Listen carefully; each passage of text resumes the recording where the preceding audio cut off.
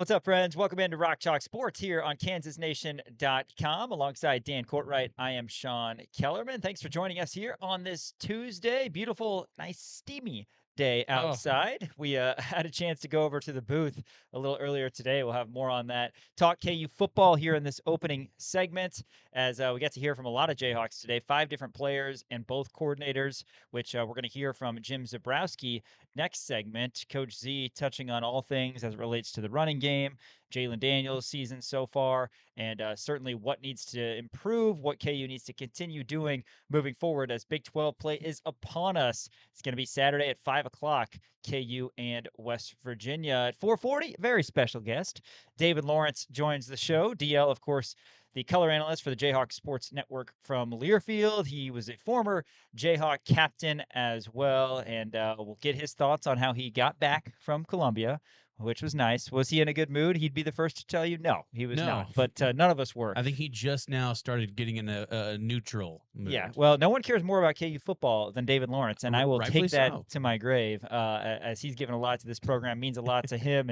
and to everybody. And we'll talk about maybe one question on that, and then we'll move past it and Probably a focus good on idea. West Virginia and Big 12 play. So DL will be here in studio at 4:40, and then at 5 o'clock, it's a Tuesday, which means Dan Courtwright takes the stage for a Top 10 Tuesday. That's right, and it's a very special Top 10 Tuesday, Sean. I'm glad you brought that up because they're all special to me. I know you didn't say that, but I Yeah, decided to I say, purposely omitted it, hoping yeah, you would not because bring they're that up. all. It's implied that they're all Of special. course. Today's Top 10. I'm doing a Top 10 things that I didn't know would be awesome when I grew up. It's just looking back when you were a kid, you're like, oh, man, that would suck so much, and then you grow up, you're like, it's actually kind of cool. So I Interesting. got I got a I can't great even list. think. I can't even think of what this might be. I got a great list. I know. Well, so you are youthful at heart, Yes, I am, and you are not. and I'm very much an old curmudgeon. Yes. Like an Archie Bunker type of guy. So it's but wasn't always like this, right? I've become more jaded over time, but now things have really, kind of come to fruition over. I'm like, oh man, if I was 11 years old, I would think that was the worst thing ever, and now that I'm 27 years old, it's awesome. So that's where this list is kind of coming from. Well, I have 2 comments because I wasn't listening to anything you just said. But number 1, your hat is awesome. Thanks. That's the autism awareness hat It from is. a KU baseball game a little bit earlier. I got to get myself one of those. Yeah, I was it's focused on that the whole time you were talking. I wasn't purposely that specific time. I wasn't purposely blacking you out, but I did right. in that case. You do often yeah, I do. Well, the trick block is it that you out. got to look It's just right over your head. in one ear, out the Yeah, other. Thanks for noticing the hat, of though. course, Yeah, it is very I cool. actually bought this one on my own. I have a nephew with autism and also an uncle with autism. So I thought that was really cool that Coach Yeah. Fitz wanted to do something like that. Of course, Coach Fitz with some family members as well. And yeah, really cool autism awareness night that they do every year in the spring. And man, the easiest guy to cheer for. And Oh there's a yeah, lot of them here absolutely. on KU's campus. Other thing I wanted to point out, how about the new scoreboard behind us? Obviously, it's a scoreboard that's been there, but a couple of nice additions. You can see the Kansas Nation logo on one side and the bird on the other side. So really appreciate The bird's the all the good original, things. by the Yes, way. That's the yes. original one from the scoreboard. The Kansas Nation, that's obviously new because we're a new entity here. But yeah, Yes. this really cool. Shout out to Gabe Boucher for getting this whole thing started and Yeah. kind of wrapping this whole thing up. Also, you got a couple more tchotchkes, more We do. trinkets. We You do. got Well, the goat was hanging out in my garage. It's not just mice in my garage, you mean it's this goat? goats as well. No, not that one. Oh, This goat right here, as you can see, the 2-time national champion, 3-time, if you ask me, in Bill Self. And yeah, he was bobbleized back in, man, let's see, it would have been 2000 and I feel like 15 or 16. That was a giveaway. It's like, this is the man, coolest thing ever. that's awesome. And unfortunately, as much as I've given you for your love for maximalizing things Yes, and trinkets, my wife would be the first to tell you I've got a ton of those as well. right. So Yeah. so I was like, I gotta bring in the Hall of Famer, man. I gotta bring him in See, and I have would him front and imagine you're center. kind of in the same boat as me, where like most of the stuff I have a lot of this stuff, and it's basically just my girlfriend telling me you need to get this out of the house. Right. So I'm like, what better way to where better to put it than on my desk, where at my job? Yes, Makes absolutely. Well, sense. we also, and we haven't brought this up yet, we should talk about this for probably the next 10 to 12 to 30 minutes. Have the softball on this that we have not Yes, talked about. that's Why do we right. have a softball? Well, Well, obviously I'm we glad you love asked. we yeah, it just fell my Tyshawn Taylor thing just fell over. That was strange. Darn it. Yeah, Tyshawn Taylor, shout out to All-American type player. But yeah, the softball Dan brought in because we both hit a homer with the same ball. It's the only Yes. homer. It's crazy. Sean hit a home run, and then someone went to go retrieve the ball, brought it back, gave it back to the pitcher, pitched me the same ball. I cranked a home run too. Mine went farther. Not that anybody was asking. It's not right. And I went and I hopped over the fence and I grabbed the ball and I snuck it in my pocket because I was like, that's a fun That's little worth. that's a fun little thing. It was Hey, the same game. It was well, crazy. It was like two different. It was like two like almost simultaneous at bats. It was wild. there's trinkets in front of us, so it just worked out perfectly. By the way, I don't. Did you pay back whoever bought that ball? Because they're probably wondering Yeah. where that If is. they watch this, they can It's all they'll good. put out a warrant for my arrest. It's all good. Hey, let's get into some sports talk here. That's not our all-star We performances in did slow pitch play softball. slow pitch softball yesterday though. Yes, we did. Didn't have a We great did. showing. Got the victory. No, a couple Got the pop victory. ups. That's Yeah, okay. yeah, not very good. Hey, let's start KU football here in the opening segment, though. To kick things off, we heard from Coach Z. We heard from DK McDonald, and a lot of good things to say. Some questions that you would expect offensively, questions about getting the running game going as the calendar flips, the season flips over to Big 12 play, and then defensively, probably the biggest thing is not being able to get off the field third and fourth down. So, Dan, let's kind of think back to everything we heard today. And of course, we're going to bring you everything that Coach Z said next segment. But interesting comments from both guys. Not surprising, as those were kind of the two storylines on either side of the ball. Yeah, I think both of them took the right amount of accountability, right? I think that, Coach Zebrowski was saying, yeah, look, there were some miscues and there was some, obviously some drops and different kinds of things like that. And he kind of took that upon himself. He's like, look, how can I get them in a better position to be able to make those plays? Which I thought was a really cool thing for him to say, instead of being like, oh, yeah, Daniel Highshaw dropped that ball or Emmanuel Henderson dropped that ball. Sucks, but whatever. No, he took accountability, which I think is what you're supposed to do. But I think that he did it in the absolute right way, and basically also took accountability for, hey, we need to stay on the field longer, right? I mean, Kansas offense did not stay on the field nearly as long as they should have. So he took accountability for that. And then on the flip side, right, we heard from DK McDonald, which we'll hear that audio later on in the week. DK also said, hey, look, we need to do a better job of getting off the field, right? We couldn't, Mizzou kept on, converting on third down, fourth down. They kept on making those plays, those long extended drives where I think somebody brought it up today where Mizzou had like 46 of a 50 play drive throughout Oh, it was part of the brutal. It game. was And definitely 32 of 33 at one point. yeah, I mean, it was just unbelievable. And it's just like, well, that's the way it goes. But also, it's like, yeah, it sucks because the offense can't stay on the field, but also the defense needs to do their job in getting off the field as fast as possible. So I thought both coordinators, they didn't seem down about it, which granted, they've had a whole week to kind of sit on this and a whole week to kind of look into it and say, okay, what are the big issues? And, seemingly they have addressed those issues. A lot of it was, A, we got to get healthy, and B, we got to look at, how can we put our guys in a better position to be able to fix this. So I think both of them took the correct amount of accountability in terms of, just ball control, right? That was the biggest thing.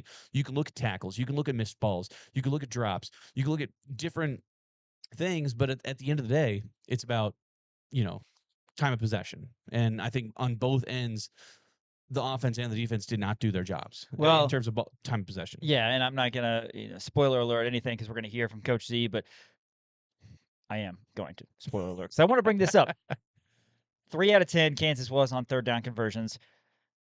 Coach Z talked about how, hey, if you get 2 more of those, 5 out of 10, you're one of the better third down conversions teams in the country. On the flip side, well, Mizzou was even better than that, 10 out of 19. Right. You take into account their 4 out of 5 as well on fourth down conversions, and that's just way too many opportunities and way too many conversions for a Mizzou team. So we'll hear everything that Coach Z said, but yeah, certainly both sides of the ball, KU's got to be a little bit better. Only 29% offensively is Kansas in terms of third down conversions thus far. That, along with some of the things we talked about, running game, making sure you're doing the fundamentals, like catching the football, that's all going to be front and center as well. But we were over at the booth before we get into some KU volleyball updates because we were a small part of, the launching of Haney and the Hawks. That's right. Brian Haney and his first guest, Daryl Stuckey, today. So be on the lookout for that on kansasnation.com and check all our socials. Haney and the Hawks is going to be a weekly show where he's going to bring in a KU athlete, KU legend like Daryl Stuckey. And our team over there, Gabe Boucher, Easton John, did an unbelievable job making sure that production got going. So appreciate them on that front. We, of course, have Legends of Kansas with BMAC and Chris Harris. You'll have that. And you're going to hear from some other voices around Jayhawk Nation as well. Yeah, absolutely. Yeah, we're really excited for this partnership and a lot more shows to come. Like he said, be on the lookout for Haney and the Hawks. They filmed it at the 50-yard line inside the booth. Shout out to everybody at KU for allowing us to be able to set up out there and let Haney and Daryl Stuckey do their thing. Not every show is going to be out on the 50-yard line. More than likely, they're going to be doing it here in this studio, which we're really excited about because then Brian's going to have to be fumbling over all of our trinkets and with some Kansas legends of old. So that's going to be a lot of fun. But yeah, no, we're really excited about that. And be sure to stay on the lookout. We recorded it today, going to chop it up, and it'll be out relatively soon. So be on the lookout for that on YouTube, kansasnation.com, wherever you find our stuff. Yeah, great content. You're not going to want to miss hearing from some KU legends. Let's talk KU volleyball before we bring on Coach Z next segment. KU Libero and defensive specialist Brian White named Big 12 Defensive Player of the Week. We didn't talk a lot about it, I think, because it was a expected outcome, but KU won all 3 matches in South Dakota. Florida Gulf Coast went down, as did Green Bay, as did South Dakota. KU just dominant. Again, we expected this from a team who was 3-4, but had a top 25 win, and all 4 of their losses were against top 25 opponents. So nice seeing them kind of rack up a few wins. They're going to have another tough outing tonight as they head to Wichita to take on the Shockers. That's coming up at 6 p.m. right after we sign off. So make sure you're tuned in for that one. ESPN Plus, KU Volleyball, and they're ranked number 17 still, so certainly still being well respected on the national side of things. Yep, still floating around. Speaking of ranked Hawks, by the way, the Kansas soccer team, they're going to be in action on Thursday against Oklahoma State to open up conference play. This is the first time, by the way, in program history where they went through the non-con unbeaten. They're 6-0-2 as of right now. They beat Liberty over this past weekend 3-2. Olivia Page, Mary Sola, and Julian Gregorski all scored for the Jayhawks. So really exciting stuff for them. Sophie Daw has been incredible. She's been an incredible goaltender over this past. And Oklahoma State, not a excellent squad. I think it's going to be a fun game to be able to watch. Right, it's going to be in Stillwater, so you can't go out to Rock Chalk Park to go see it. But Oklahoma State, as of right now, they are 4-3-1. They beat Mercer, then they lost to Oklahoma, tied with Nebraska, beat Arkansas State. Shout out to the Red Wolves. Shout out to Easton John. Then they lost to Rice and Mississippi State back-to-back games, 2-3, and then 0-1. So not an offensive firepower. This Oklahoma State team, they did score 5 against East Texas A&M, formerly Texas A&M Commerce. That's right. Man, shout out to the Lions. I think they're the Lions. Something the like that. The lion is definitely the logo. Yeah, but I guess we don't know. East for Texas sure. A&M is a better name than Texas A&M Commerce. I wasn't always a big fan of that. But yeah, they beat East Texas A&M 5-1. But still not an offensive firepower squad. They do have a relatively good defense, so we'll see kind of how those KU strikers match up against them. KU right now, they're ranked number 21 in the nation. Oklahoma State not ranked. Like I said, they're 4-3-1 right now. So really excited for this matchup in conference play coming up against Oklahoma State. KU men's golf, they ended up with an 8th place finish at the Bearcat Invitational in Cincinnati. This is yesterday and today. They finished the tournament with scores of +6. KU coach Jamie Bermel saying after the fact, we played really average golf this week. They were led by senior Luke Hunter, who shot even, tying for 24th place individually. Up next, they're going to head to Lake Forest, Illinois, the men's golf team, to compete in the Wyndham Memorial Classic September 29th and 30th. Yeah, going back real quick to volleyball and soccer, the strangest thing probably about this semester on campus is we very rarely have seen these teams on campus. Right. Yeah, that's KU soccer obviously has had a few matches, but the volleyball team this weekend heading to Omaha for a 3-game tournament up there. They will be back a week from Friday in the Zoe Burgess revenge game to start Big 12 play That's right. against Arizona State, the team that won the conference last year. So that'll be electric at Horse Family Volleyball Arena again a week from Friday. But we haven't seen these girls in action too often at Horse, certainly not in these big matches, but there's going to be a lot of those to come. And then the KU soccer team, you mentioned they open in Stillwater a week from Thursday. After that game, KU women's soccer against Baylor at Rock Chalk Park. So next week, we'll start to get some home cooking for some of those teams here on campus. After this, though, we're going to hear from KU offensive coordinator Jim Zebrowski. Coach Z talking all things KU offense. After this, we'll be right back on KansasNation.com. This is Daniel Highshaw, and you're watching KansasNation.com. Welcome back to Rock Chalk Sports here on KansasNation.com. Well, we teased it a little bit, but let's go ahead and hear from KU offensive coordinator Jim Zebrowski, who spoke to the media a little earlier today. All right, everyone, Coach Zebrowski, no mics today. Go ahead and take questions. Yeah, just looking back at the run game against Missouri, what were some things you kind of took away in terms of improving that going forward? Well, I mean, they're big up front. They did a good job up front. I thought we adapted really well. I think they do some things. They brought safeties down. There's a lot of stuff trying to keep Jalen, I think, out of the run game element as well. They did a good job, and I thought we adapted really well. So if you're going to do that, then we're going to throw the ball.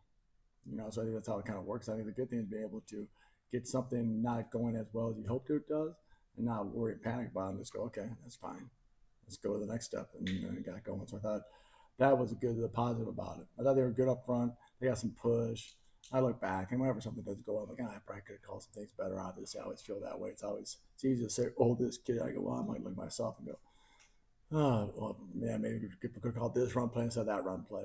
The tough thing was the second quarter, we got like we fumbled, like we had like one possession until the end of the half. Like, so it was like 4 plays. So the game got shrunk. So once you start minimizing play numbers, now you're like, hey, and then we came back the second half. I thought, well, here we go. We're going to go with what was going to get us down the field. But that's why so a good job is keep improving on it, keep working on it, figure it out. You talked a little bit about the game flow there. I think Missouri had 46 plays in like a 50-play stretch. How does that impact you as a game caller? I get bored. I'm tired up there. I'm just doing nothing. I'm like, geez Louise. No, it doesn't. It makes you.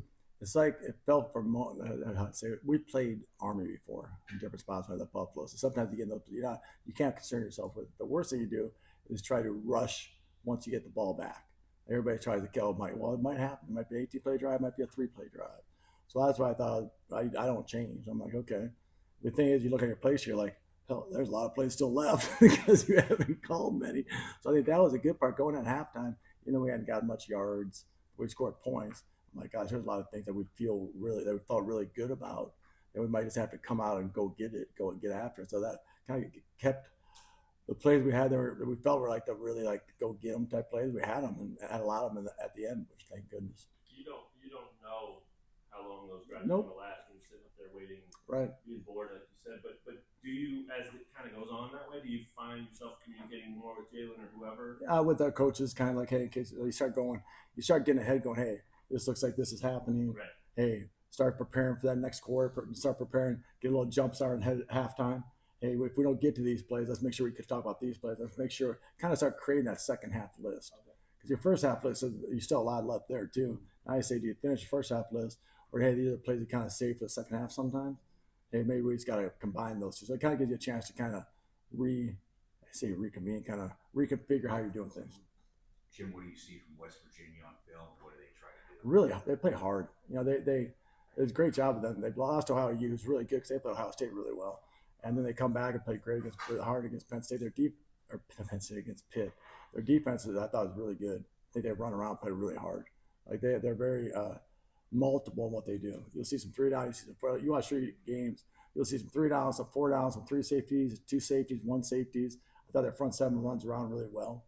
They try to cause chaos, and they try to cause they have good blitz stuff. So you got to make sure you're prepared for that kind of stuff. I thought they did a really good job of playing hard, trying to cause confusion offensively. You got to do a great job because you look at their numbers. They've gotten to the quarterback, and they've caused turnovers. The 2 things that we got to make sure we don't let happen. Through 3 games, what have you liked or disliked about the offensive line? The offensive line? Yeah. I like the most is like there's guys that are playing, like the guys that are going there are playing well too. We got good depth. I thought the guys that are get that are the guy that come in and roll a little bit, have done really well, and there you keep getting better. So that gives them more chance to get more reps. We're healthy, thank goodness, which is good. And I think there's a cohesive unit. I think the good thing is that they didn't get frazzled about that game. All of a sudden, hey, okay. And then they started doing a great job with pass pro against a group of guys that are really hard to pass pro against. I thought the Missouri D line was outstanding. And trying to hold those guys off the end wise was pretty darn good by those guys. So I was really impressed by them staying together, how hard they're playing. I'm excited about that group. I really am. What was maybe a big focus for you guys offensively during the bye week? Like, where do you feel like is kind of the big step forward you're hoping to take? I felt like finishing, meaning like we're low in third. Like the stats, I'm a math guy, so I can make stats sound however you want them to. I can do it all you want. I always tell the guys, I said points are the most important things. Like we need to score 40. What did score 41-31? We need to score 42 points somehow. End of story. It doesn't matter if how you're doing it, but statistically speaking, like we got to get better on third down. So we try to emphasize that. End the game, those still situational. End of the half, we go out of bounds, and ends up giving them a drive that all of a sudden craziest thing. They get a penalty. You don't think it's going to happen. It ends up happening. They score points. And then end up the obviously the drop pass and third down, but even getting the ball back in the pick, we're down 10. You still like to fix that and at least get a drive going, and then have an opportunity to hopefully get a score and get a onside kick. So I thought the end of game situation still came back a little bit. That I thought we were getting better at. That didn't go as well as we needed. Just we got to keep working on. So that's kind of those third downs. Those things, we keep drives alive. I think we're doing a good job being explosive on first and second. I think the times we aren't, I think we need a better job on third down. Because obviously one bad third down, just like in that game, we get that third down, and it's like maybe they don't have a 18-play drive, but all of a sudden, because you never know when you're getting the ball back. So we got to maintain drives when we have a chance to. In those situations on third down, for example, what are those factors that you combination? You look at it, because all of a sudden, I'm going to go number one, play call. Because it's easy for me to say, this kid is, hey, I'll take it all. I'm like, hey, I can look back and go, dang it. I don't care if a kid drops the ball or it's a poor throw. I'm like, I always look at myself, so I'll take that and go, okay, what could we have done differently? And then go back and say, okay, is it schematically or is it personnel wise or just like I said, a poor throw, and those kind of things kind of accumulate what's happening. Third down and short, what do we need to do to get that, get a little better there and so on. So I think that's a part of just kind of looking through all those things. And I never say like, it's just, I will always say like, it's easy for me to so good. I'm like, gosh, we could have called that. But also do what we're doing. I think we're doing stuff really well. We just got to pin it. We got to execute it better. Let's talk about winning the battle of the trenches and kind of establishing the run game. When the offensive line struggle to kind of make the holes and win that battle, what can you do to kind of mitigate that? Like, is there anything you do to kind of? No, you keep working. You keep looking and say, okay, do we run more gap schemes or tight zone or wide zone? You kind of mix and say, okay, what could we have done different? Do we do this and that? You always have a whole collage of play things you can look at and go, okay, this and that. You look at personnel, we're good there. All right, maybe we're more wide zone. Or sometimes just one thing. It's weird thing. It's like third downs. It's like, think about this. Third downs, you're 3 for 10. That's 30%. If you get two more, you're 50% all of a sudden you become one of the top teams in the country. So just like the run game, all of a sudden you might hand it off and you go, oh, shoot, 2nd and 9. So maybe you have to throw it out. Maybe get a 20-yard gain. Maybe we go tempo and we get RPO throw. So it's like sometimes maybe the rhythm of it sometimes doesn't. Sometimes just that play or two get that drive. See, we've been more – I don't know statistically. I guess they've been more explosive. They've been more explosive type plays, which kind of negate sometimes, and maybe we're not doing the early down runs as much, as sometimes become RPO type throws. So kind of balancing that all out. Good question. So could y'all want to go? Ooh. So I was like, I said, sit down with Daryl and Jerry. I'll go, hey, what else can we keep doing? What can we add to this and keep it? Hope the guys are all healthy and give them a chance to go because they got good. And then Jalen's done a good job running for the most part too. Go ahead. Deshaun Hanika kind of emerged as like a safety net for Jalen in that Mizzou game. What have you seen out of him? Is that kind of a role that you see him? No, he looked really healthy. Like sometimes you see him. I've had some. He's been. I said early on, even during camp, sometimes I felt like he was kind of limp. Like there's something, leg or what knee or whatever. He just looked. The last guy, all of a sudden, it's like whatever happened. Like he was bouncing around and running around, and it just carried on to the game. So I'm just so happy that I think he feels really good. He feels healthy and he's making plays, and he's an athletic kid now. Really good at ball skills that you can tell in those guys. That was kind of emerged. I think it's just him being healthy. And then obviously you start making some plays. What happens? Your confidence goes through the roof. You're like, hey, give me the ball. I'm the guy now. So that's kind of neat. So I think his big thing is just I feel like he's feels healthy. It feels good. Drinkwitz mentioned the two deep balls that you guys missed to Emmanuel Henderson sort of pulled them into zone basically. How have you seen Henderson's speed maybe impact the way the defenses are able to play you guys? I think just like you said, I think that those kind of moments, like you make them go. Like I think whether you want to hit it, obviously, like you're like.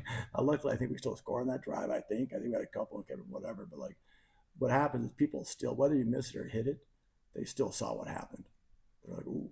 So at least it puts their thought process of, hey, make sure maybe know where he's at, or hey, we got to make sure we know. It might back him up a little bit. It might make him do something else, which help other guys. Obviously, you have a guy that can do that sometimes. Well, maybe they double it, or maybe they keep the safety towards him and helps everybody else. So I think that's a big impact of him doing that kind of things and showing it. It helps everybody else around him. Jalen's had kind of a stellar start of the year, especially compared to last year. Yeah. What do you see differently from him on the field? I think overall his confidence. I think he's not been confident. I know it's a double negative, so I apologize for that. But it's just it feels like you feel like how the way he's walking around. He didn't have that fumble. I'm like, oh, darn. And then it came. Then in the half didn't end great. We came out and then played really well the second half for the most part until the very end. I think he's always shown the ability to bounce back, but not consistently. I feel like that's more of like things happen. He feels that he knows. I think he knows what's happening, where I'm calling, what's going to come next. I think that kind of helps too. Maybe a little feel for that and saying, hey, I'm not giving in. It's going to keep coming, buddy. Like, obviously sometimes I feel like a missed throw. Well, I don't know what's coming again. If it's open, like we're going to find a bigger way out. I think that's where I think he knows. I hate to say it, but like he's bounced back well. He knows he'll get another chance. And he's got to keep doing that. Obviously, you still got to keep working on things sometimes, mechanically, speed and stuff. But like I think that's where he feels so confident with the offense and his ability to bounce back. And obviously, you've coached him for a while. Yeah. You've seen that growth. Coaching forever, it feels like, dude. Yeah. I'm this age. He's I'm going 6 years, 5 years. His ability to kind of bounce back, improve over the years. I have. It's been. I think it was so. I told you guys this start of this season. I felt like if you look back, like he had maybe pressed a lot last year, at least early, for a multitude of reasons. I know like wanting to get the ball to those three older receivers who are great dudes, and things weren't going great. So I think he put a lot of pressure on himself, going how much he loves this place and loves his school. So I think that's where you kind of see the difference of. It's like, hey, I'm good. I don't have to worry about that. And I tell him, I go, just play free and pass. I go, whatever's going to happen is going to happen. Play's going to be called. You got 6 seconds. Give me the best 6 seconds of your life. Enjoy it, love it. Just do everything you can. After there, take a deep breath. Let's go do it again. West Virginia has a new edge rusher who they just got eligible. How do you prepare when like a key guy gets added partway through the season? You don't. You maybe do some background check of where he's from. You know where he's from and what's happening, and then sometimes figure it out on the run. No, you do. You get some run, and you always prepare. You hear about it, like, hey, great, kind of locks you back in. Do some recon work on him to see where he's from and get some. If you have anything you can do to find out different things you've seen from him, that's all you can do because you don't know what kind of shape he's in, whatnot, but you just prepare for it. It's like an injured guy. You kind of get all that you can do background check on him and go, oh yeah, okay, good speed edge, okay, great, and let's figure that out. Bryson missed a good good chunk of camp with an injury. Having a bye week almost a month now, practice. Do you feel like he's starting to show some things where I do, and everyone goes different levels. Like this is a great time for him. He started, you had a big couple catches in the Wagner game, so you kind of said, okay, got a good feel for it. Didn't have many in the Mizzou game, and then you got this week to kind of, okay, hey, this is your chance to really get a lot of reps of practice. Guys like that, I think it helps the bye week so much because you can really and you got all the time that you're not preparing necessarily like you are game week. You're still preparing, obviously, for West Virginia, but not in that same mode. So you got more time to work with him. So I think that helped him a ton. So hopefully it'll pay off. Coach Z? That's KU offensive coordinator Jim Zebrowski speaking earlier today. Yeah, I love hearing him talk. And that's the one thing about both our coordinators.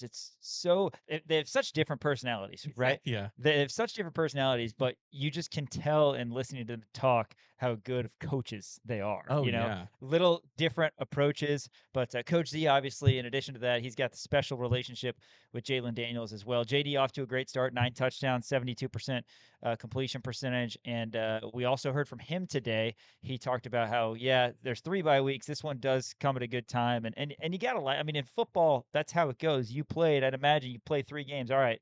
A lot of excitement, a lot of build up for these 3 games. let's get healthy, and then you got an important group of games coming up. Like you said, it's the perfect time because they're starting to settle in now, right? You had the excitement of, hey, we got Fresno State first game, new booth, it's going to be electric, right? Then you had Wagner. You go, all right, we're going to go in and beat the crap out of these guys. Then you had your first road game against Mizzou, against a rival. I mean, the adrenaline was just through the roof. Now you have this bye week to kind of prepare and say, all right, now let's get into our groove, right? Let's go out there. Let's play the ball that we know how to play. And like you said, and like Jalen said, this bye week couldn't come at a better time. And I wanted to talk about the two different coordinators having such different personalities. It's so funny to me because Jim Zebrowski's this like happy-go-lucky guy. He's all over the place, and DK is more kind of refined, football minded. But at the same time, both of them, you can tell that they absolutely love their jobs, right? And I think you've seen that with like coordinators and coaches in the past, where it's almost like they don't really love being there. Both of those guys love being there. Coach Leipold loves being where he's at right now. So I mean, that's obviously something that you want in a coach is just, having a love of the game and absolutely loving your job. And I think we got very lucky with both of these guys. And like I said, in the open, I think both of them did a great job at sort of taking responsibility of the game against Missouri. And both of them had done a great job in turning that corner and really, focusing on this West Virginia game, saying, hey, the past is the past. Let's focus on conference play. Yeah, first-year coordinators, but not their first year with the KU football program, obviously. Happy to have both those guys on board. Excited for Big 12 football coming up Saturday at 5, KU and West Virginia. After this, we're going to be joined in studio by the color analysts on the Jayhawk Sports Network and former Jayhawk David Lawrence. Thanks for watching KansasNation.com. Hey, this is Cole Ballard, and you're watching KansasNation.com. Welcome back. Sean Kellerman, Dan Courtwright here, KansasNation.com. Pleased now to be joined by KU color analyst David Lawrence. DL, great to catch up with you. We have not spoken to you since the last game the Jayhawks played, but you're here. You're safe. It was what it was. KU got off to such a great start, and it didn't go well, but now we turn the page over to conference season and just kind of give us your overall take on the non-conference slate. Wow, so we're going to put Missouri, we're going to bury that whole experience. Let's do it. Kind of want to, yeah. Yes. Well, that was the game that you look at the comparables, and it's the Missouri game. I know that there's shows like yours, you're probably debating was that the best team that we'll face the rest of the year? I mean, that's certainly a possibility, but I don't want to disrespect our future opponents because we have some excellent ones, including the one coming in on Saturday. But defensive front seven, the Missouri front seven, the box as we call it, they were very good, and I would put them up, and certainly anxious to see how they fare. But in saying that, we have to clean up some things. Offensive line, being able to get to the next level. Sometimes it's very difficult. Teams will deny you access to their linebackers, sometimes hold you a little bit. And so we weren't able to do that as effectively as Missouri to us. Uh, our quarterback is very good. I mean, we're going to war with one of the best quarterbacks, certainly in the Big 12 Conference. You got to feel good about that. I trust our run game is going to reappear on Saturday. And defensively, as I think I may have spoke to you in a very anger, rage, leaving. I apologize for that, by the way. I kept you on. Misery loves company. I was like, man, I'm down bad, and so is he. But I gotta get this show in. It was touch and go there, getting out of. Never mind. We're going to leave that alone.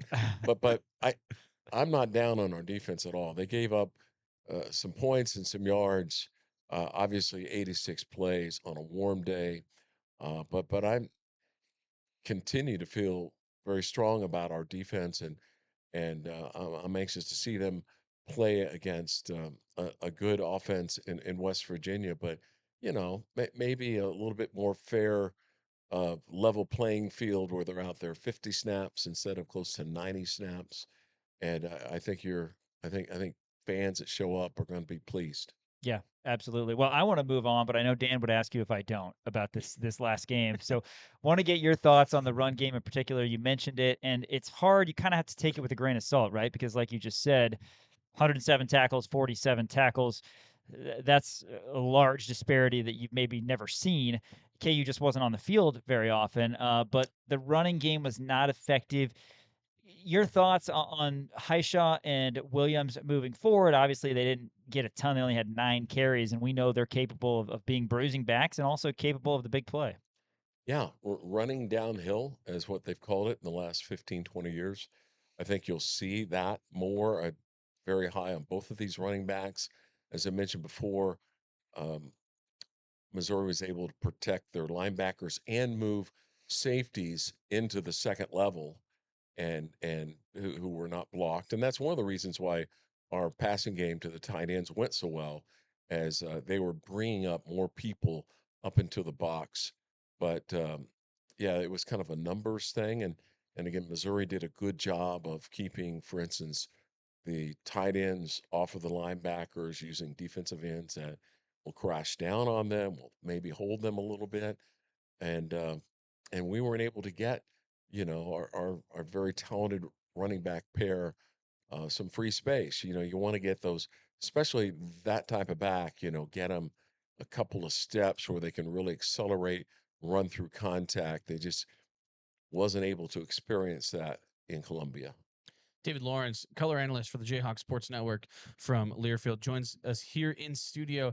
And David, want to put a bow on this? Obviously, we've been talking about it for the I don't last really want two to put a weeks. bow on it. Well, I don't want to put a bow on it. Can we put something else on it? Yeah, probably something else we can't say on the radio. But I want to put something else. I just want to put this in the past, right? Because we've been talking about it for so long. Let's.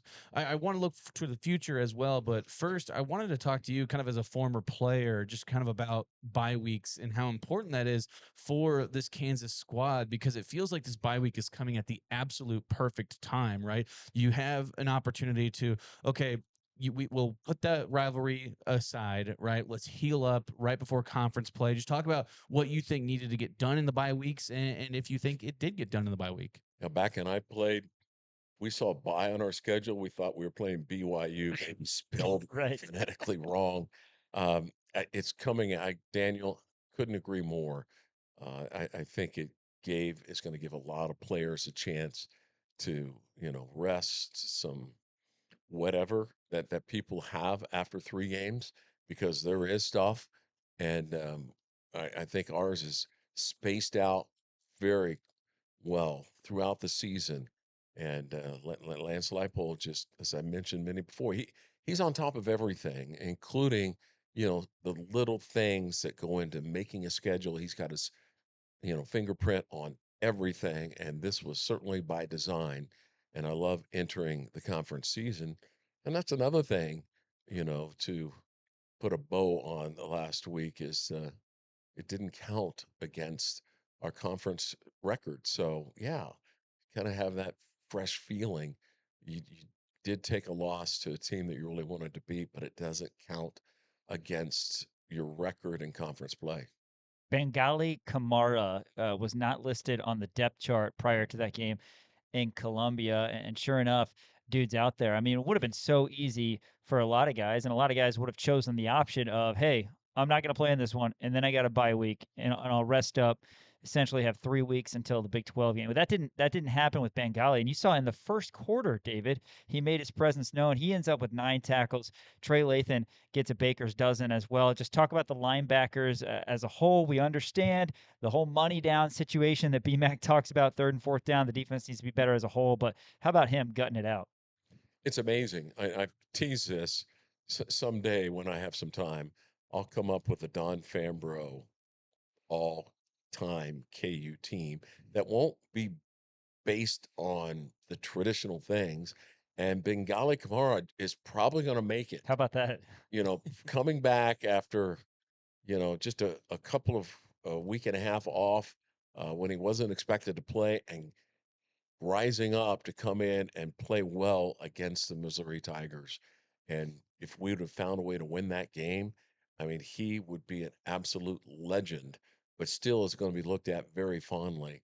Those two were really good. Leroy Harris My running down goodness. Prabula, running him down from behind. After spying him? Oh, well, there was that, and then there was the spy play, Oh too. my goodness.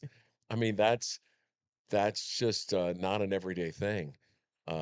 So people coming off of the edge have a lot of talent for our team, and I think, the Big 12 Conference is going to feel the wrath of those guys that we just mentioned, and Lathan going back and playing against, his teammates. That's going to be a headliner as well. So, um, yeah, the Mountaineers they're kind of pieced together, coming from everywhere because people came in and picked apart their players from last year, Right. but somehow they put them back together, and they came up with a big win against their arch rivals.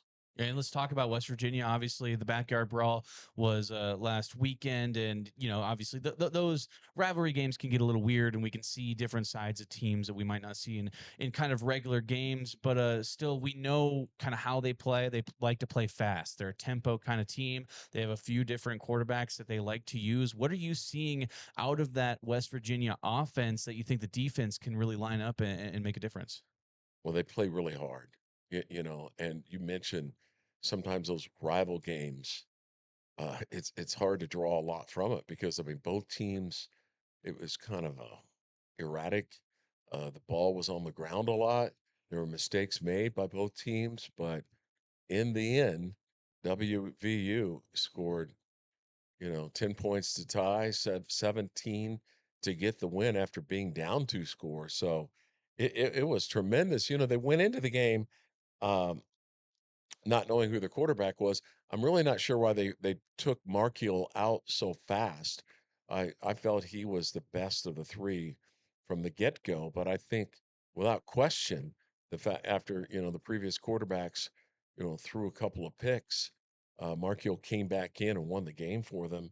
And then Ty Edwards, their running back, so big, strong, physical running back, taller than the Hardy we saw last week, who was a very special back, no question about that. But and as far as tempo, um, obviously you get the defense on their heels and they're out there for a period of time, then it's absolutely an advantage to your team.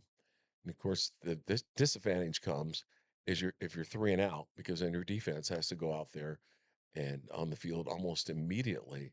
So it'd be great to be able to, reverse the trend and have our defense play much fewer snaps and have the Jayhawks go for some long drives. And I think there's a good chance of that happening. But I think WVU is a team that plays very hard and physical, and defensively they've got some great rush ins, a really good linebacker, a good defensive tackle.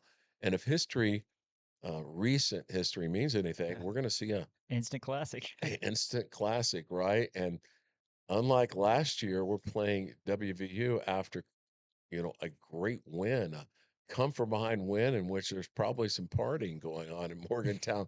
Last year, it was a gut wrenching loss to Pitt, and they turned around and played very emotional, and we experienced a gut wrenching loss to WVU last year in Morgantown. So I like facing the team coming off with a big win rather than that gut wrenching loss.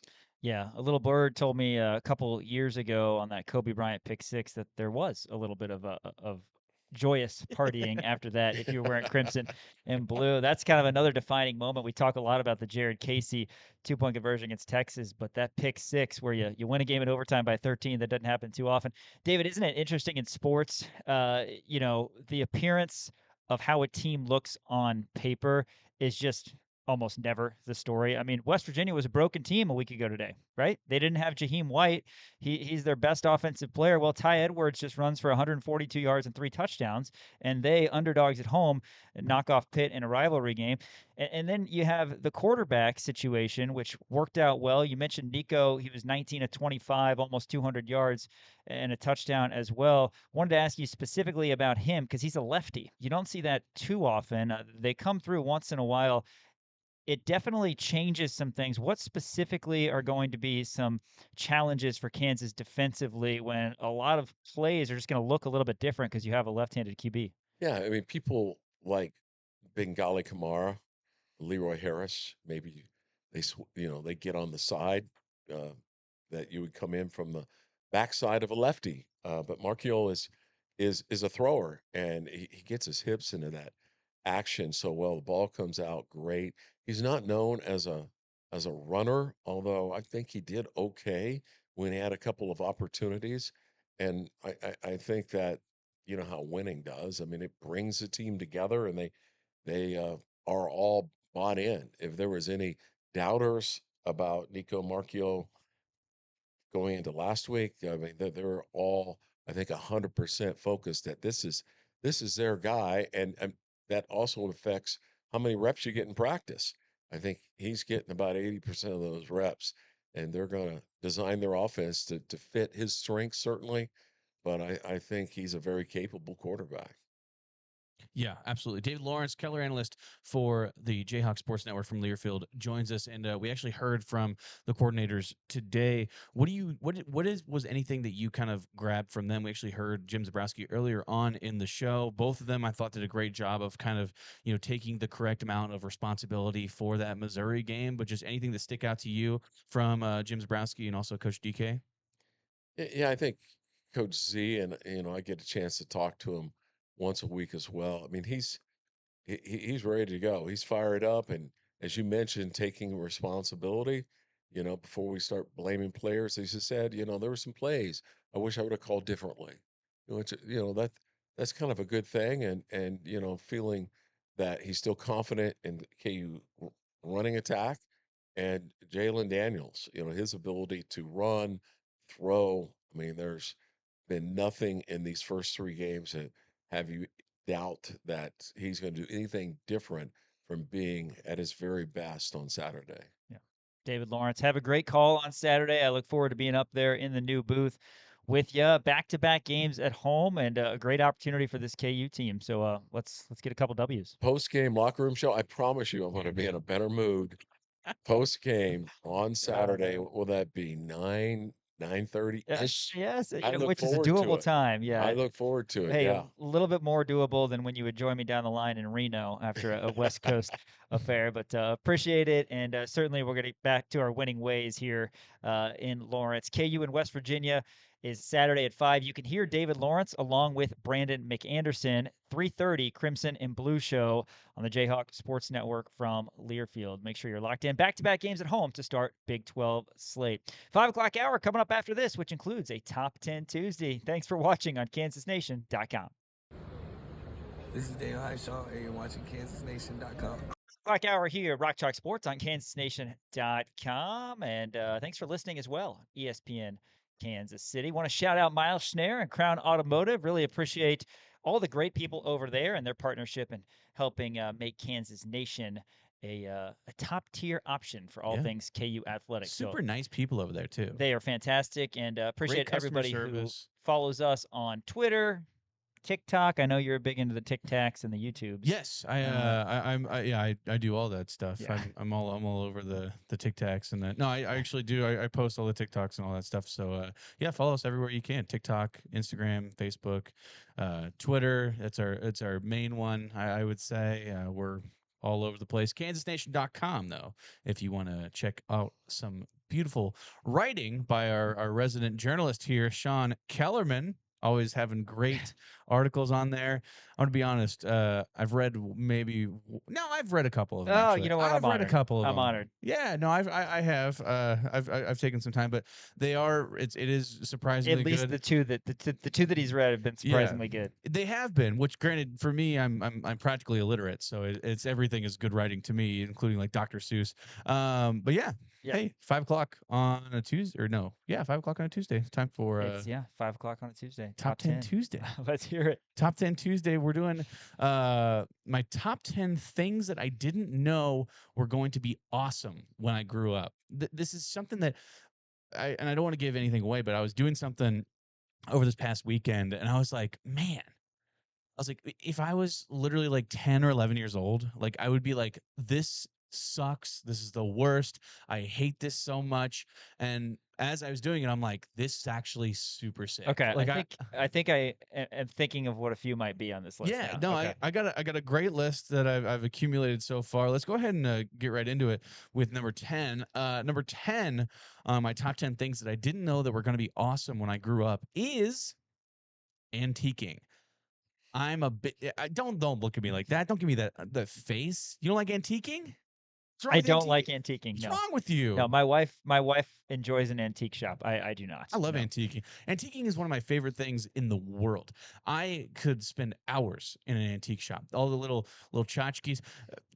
Like half of my stuff, which granted, I'm a thrifty guy, so I'll I mean, usually just look in front of us right now. right. Yeah, I mean, It's the little trinkets. you think Trinkets you is the think word. this is bad? Look at my house. It is full of junk that I don't need, that's why I'm perfect for antique shops. That's what me and my girlfriend, we used to go to antique shops like on our weekends in the summers and just hang around antique shops. It was a blast. I love antique shops. You're such a good boyfriend. I'm a sucker for a bargain too, because I'm like, man, that like I don't know. I'm a fan of old things. I'm a Hey, fan of history. I mean, we do both appreciate one of one type things. Like, what's this Yes. Jayhawk you got here next to this? No, the little guy by the golf ball. Oh yeah, no, I this mean, is that an antique shop get right I there? think I think it's something my dad might have got back in the day. Yeah. It's a paperweight. It's got some weight to it. A paperweight. That's nice. Yeah. No, but those are the kind of fun things you can find in antique shops, right? So I'm a big antique shop guy. I All right. love antiquing. But when I was a kid, and my mom used to drag me to these antique shops, I would be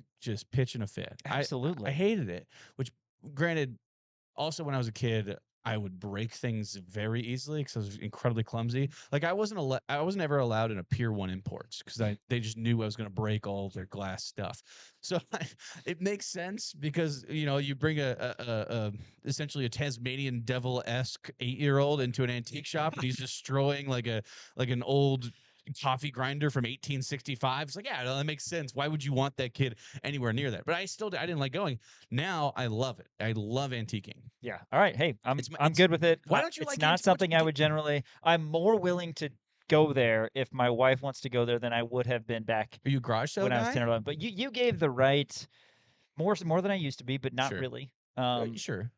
You had the right age though, because when you're a 10 or 11-year-old kid, Yeah. especially a boy, Mm. you don't want to do any of that. You want to be at the Absolutely. pool with your friends, Yes. eating soft pretzels, throwing back some No, slushies. Not soft pretzels. Yeah. Slushies. I'm okay with that. Not soft Soft pretzels. pretzels, I don't yeah. like soft pretzels. I'm on record.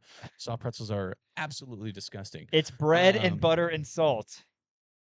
It's I don't and nacho cheese. it's something about. All I right, don't know, whatever, I don't whatever. like What's number 9? Number 9 on my top 10 things that I didn't know were going to be awesome when I grew up is getting socks for Christmas. Isn't that a good one? That's solid. Yeah. Because here's the thing: when you were a kid, Oh, you all hated you clothes. wanted was toys. I wanted the Hot Wheels thing with it was the big meteorite, and it would go around in a big circle, and The Mr. Bucket. Oh, Mr. Bucket was a classic, Mr. man. Bucket. Yeah, Google it. Mr. Bucket. How old are you? Mr. Bucket. Do you not know Mr. Bucket? What do you, I used to play jacks. Oh, Mr. Bucket. With my What an Tinker toys. amazing He's gift. 95 years old. Did How you about believe this? this? What is Mr. Bucket? How we? Oh, Mr. Bucket. Did you grow up in an orphanage? Have you ever heard of What Hungry is Hungry wrong with Hippos? you, Mr. Ever heard of Hungry Hungry Hippos? Of course, I've heard of Hungry Hungry Monopoly? Hippos. Yes, Okay.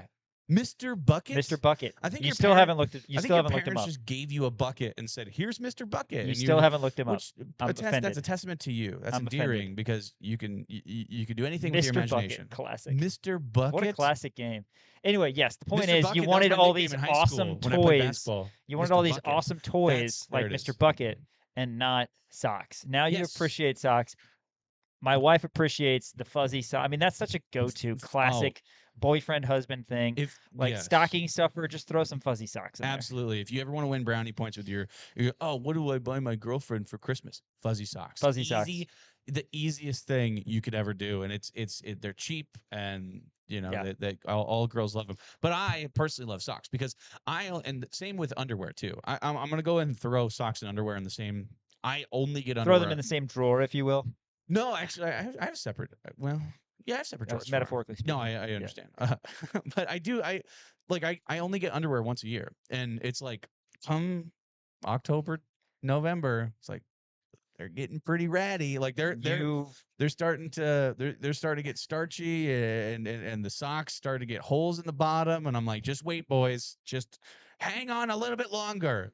Christmas is almost here. I know I'm gonna get some socks. All right, And it's great, and I that's love enough getting on that. socks. That's enough on that Come topic. on. But I will say, I think clothes in general falls in this category. Clothes in general. Like when you're younger, even for your birthday, like even if you desperately need new clothes, if you open something and you know it's clothes, I mean, it's just, and then when you're an adult, you realize when you give like your nieces and nephews or whoever new clothes, you're like, they're gonna hate it. They're gonna hate it. They're gonna hate it. Hate you. Yeah. Anyway, go, but yeah, that's a good poll. There's boring Uncle Sean with his Oh man, socks. Uncle that he always Sean is gives a me. fun uncle. I'll tell you that. I'm sure Not you are. quite as fun as But I are you used a to good be. gift giver? Not quite as fun as I used to be because I'm exhausted now. Yeah, because you're old. I'm dad. You're incredibly old. Now I am a good gift giver, but again, not as good as I once was. Sure, that's fair.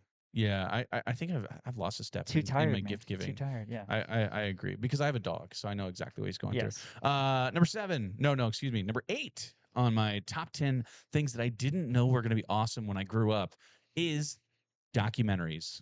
I'm a big documentary Totally guy. agree. Oh my Yes. gosh, are you kidding me? Like when I was a kid, my dad would throw on he's like, oh, here's a documentary about Robert F. Kennedy and his assassination. I'm like, ugh, let's put on SpongeBob. Oh man. Now I'm all over it. I'm Dude. all over it. Are you kidding me? I talk a lot Oh. about the Wikipedia rabbit hole. That thing gets me every single day, and it's the most accurate information because anybody can update it. Exactly. That's the thing. So you're getting the best thing, and one link leads to another, leads to another, leads to another. Agree Right. about documentaries. For me, documentaries I mean, essentially true crime documentaries are the best. Sure. But if it's even quasi based on something true, and it's on Netflix or something, I mean, yeah, I'm in. You're in. Yeah, you're in. Which is weird because you're not a movie guy. I'm not a movie But you're guy. a documentary guy. Which actually I can do documentaries, and I can I think I respect that really more do about like you. the 50-minute long, Netflix. Like, have you seen Waterfront, the No, new show I on Netflix? haven't. Did you ever watch Ozark? No. Did you ever watch Bloodline? No. Wow, all this heat that I take for not watching movies, dude hasn't seen any of those. No. Well, how do you not have time to watch movies, but you have time to watch like hour-long TV shows that are You gotta do it multiple bite seasons? size. But would you watch a movie in 3 different parts across 3 See, different that's days? the thing. That's the thing about documentaries these days. They're always like a mini series. They're always like 4 hours Bite size. long, and they're Bite size. they're 4 episodes that are all an hour. Somebody figured it apiece. out. No, I know, but I also like give it to me in one sitting. Give it to me in one sitting. That's all I want to do. Just feed it to me all at once. Let me drink from that fire hose and let me If you insist. absorb all the information. I'm a big true crime is fine, and I do like the true crime documentaries. I'm more of a history guy, and also 30 for 30s. I mean, come on, Yeah. 30 for 30s. Right. Those are top tier. The Last Everyone Dance. loves them. Last Dance will be the GOAT, man. It's man. right in the middle of the novel coronavirus. That's so Yeah. good. That perfect timing on them, by the way. Yes, no, that was a great one. But yeah, I'm a sports guy and also a history. Like I can you throw on a World War II documentary, I'm in. I'm so in on it. Absolutely. Oh my goodness. World War II, and then anything that relatively shaped your, like, for me, I think of 9/11 because that was like when I was growing because up. you like You're were- gonna make an age joke. You're gonna make an age joke. Are you making an age joke? Oh my God! You almost did it. I wasn't You going almost did. to. Oh, I was so alive, I don't ready. remember it. I was so ready. But like the JFK assassination, stuff that the Wikipedia stuff, depending on how old you are, that Right. obviously plays a part. I'm there. No, I'm with you. All right, number 7 on my top 10 things that I didn't know were going to be awesome when I grew up. Sean, I don't know if you're going to love this one. I do. The New York Times crossword puzzle. Yes. Are Yes. you a dabbler? So, are you a my crossworder? buddy Sam and I, who you've met, Yeah. you guys Love Sam. Nice shared guy. shared a Lawyer. beer once. Yes, very nice guy. So we used to be deskies. You're familiar? I'm sorry? Okay, so not RAs, not resident assistants at the dorms, but deskies. So deskies are what Right. you did when you were like not wanting to be an RA, but you needed a job and it was where you worked Sure. and whatever. So, we very, very close bond, everybody who was a deskie, but not an course. RA. Nothing, I mean, you got paid minimum wage and nothing, there were no perks. You just did, yeah. No perks. You just didn't do anything, but, though. But we Yeah. had shifts. I remember our junior and senior years, we were at Ellsworth, shout out Hotelsworth, We didn't work there those years, but we had started when we did work, or we had started when we did live there because we did not live there Nice. late. But we just stayed working there. We're like, hey, we're making friends. It's fun, or whatever.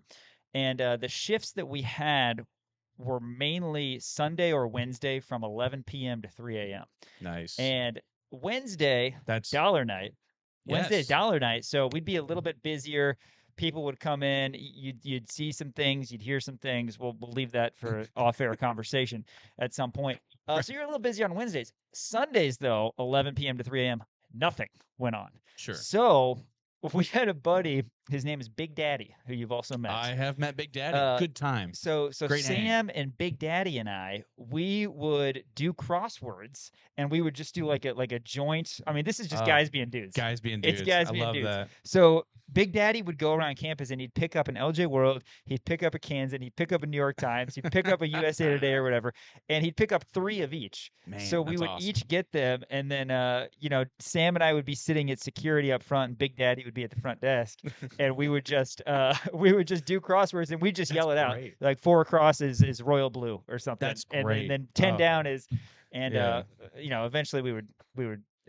If we got it completely correct, we would autograph it Oh. and say good. Oh, I But we love did it. that every single shift because we were so bored. Of But course. it ended up being a guys being dudes. What else are you great gonna do? situation. Well, they didn't have cell phones back then. I'm pretty sure they That's didn't have true. the internet That's back true. then There too. it Right? is. Yes. I'm surprised it wasn't chiseled into stone because you're so old. That's how they started crosswords. That makes Yeah. sense. That makes sense. I have a buddy who we have a text thread. We text each other every day because we do the New York Times mini crossword. I do the big one probably once or twice a week, but I do On Mondays and Tuesdays. I do the mini. Yes, Yeah. yeah, the easy ones. I do the minis every day, and I have a text chain with one of my best friends in the world. I text him every single day. All it is our New York Times crosswords. Yeah. He had a major job change, and like he lives in Arkansas. He like moved cities. I didn't know about it for like 3 months. I texted him every single day about my crossword. I didn't know that he had changed jobs and moved. Isn't it great? Those are the kind of friends that you love to have, though, right? Yeah, It's you just like, see don't- you see those things about guys will be playing, like I've been playing fantasy baseball for however many years, and it's like I've been playing with the same group of guys right forever. I don't know what their job is. Of course, I mean, why would I get you, no right? idea, right? But yeah, Play poker once a month, no idea what your kids' names right. are. But they have Willie Contreras on their Right, squad. And he right. screwed you over last week. Exactly, no, I'm right. with you there, man. Yeah. So the just doing a crossword puzzle, just because It's like classic. again, but it goes back to when I was a kid. You put a crossword puzzle in front of me, I'd rip it up and I'd throw it away. 'Cause Totally. I would not. Are you kidding me? I don't want to do that. But now I'm all over it. All right, number six on my top 10 things that I didn't know were going to be awesome when I grew up is, I don't know how to phrase this, walking around a hardware store. So more specifically, Menards, Home Depot, or Lowe's. Right. The big ones, right? And you go to small ones You like can Cotton's. just is great, but- dream about all the stuff that you can't but, afford. yes, Menards is right next to my house. It isn't within walking distance. We actually walk there a lot. It is my favorite thing in the world to go around and just wander. Because my parents used to do this. They used to drag me to Home Depot or Lowe's or Menards or wherever, Right. and I'd be like, "Ugh, why are we looking at lumber?" And now I'm like, "What is it, oak?" I'm like, it's great. It's fascinating. I'm looking at tiles. I'm looking at different stuff. I'm looking at the big inflatables that they have. It's it is my dream to go into when you Menards. go there, do you patronize them? How so? Do you buy something every time? No. Well, actually, probably, yeah. Because I have no control over Yeah, myself. Okay, good. That's good. So you do have enough money to where you can buy something every time. Usually, and like, even though sometimes I'll even just go up and I'll be like, oh, yeah, I'll grab like the candy that they have up front. Yeah, or beef whatever. jerky. Something fun like that, or like at Menards specifically, they have like that little section where they do have like canned goods. They sell groceries there. I got a frozen pizza at Menards not too long ago. Really good pizza. I know you guys are looking at me weird. It's a really good pizza. It was a lots of matzah. That was the name of it. Tastes like oak. Yes, yeah, it had. Now I had to, you had to brush off some of the sawdust. It's fine, it's edible. But just walking around one of those big hardwares, walking around Menards. That is like when I was a kid, hated it. They used to have to drag me around and be like, ugh, I don't want to look at power tools, and now I'm like, Side look note, at these power tools. I bought a Sawzall the other day. It's fantastic. I think I maybe mentioned this to you yesterday, but speaking of walking around places, and this was fine when you were a kid too, if you're into sports, but Dick's Sporting Goods. Yes. It's now Dick's House of Sport. Yeah, okay, that's what is that actually? What happened there? So I don't know. You actually told me that yesterday. Yeah, I don't believe that's crazy. Dick's House of Sport. I saw Eric Hosmer post something about how he was going to be at Dick's House of Sport.